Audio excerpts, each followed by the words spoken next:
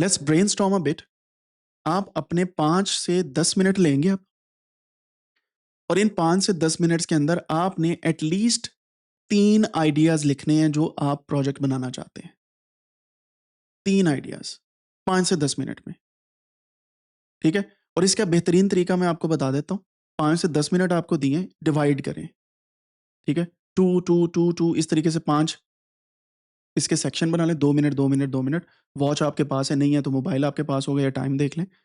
और जो दिमाग में आता है पहले लिखना स्टार्ट कर लें। जो भी दिमाग में आ रहा है, पेन चलता रहने दें। ये ना सोचें कि ये नहीं सही, वो नहीं सही, लिखते जाएँ। फिर जितने भी आइडियाज़ आप लिख लें, उनमें से जो आपको लगता है कि नहीं यार ये नहीं सही, काट दें उसे, ठीक है? रिफाइंड वे में फिर आपके पास आइडियाज़ आ जाएँगे। कुछ भी हो सकता है। ज़रूरी नहीं है कि आपने गूगल नया बना देना है या यूट्यूब नहीं बनानी है। Think about small things like मैं ये चाहता हूँ कि हमारे घर में जो भी मेहमान आ रहा है उसके आने-जाने का टाइम, ठीक है? महीने बाद कितने मेहमान आए।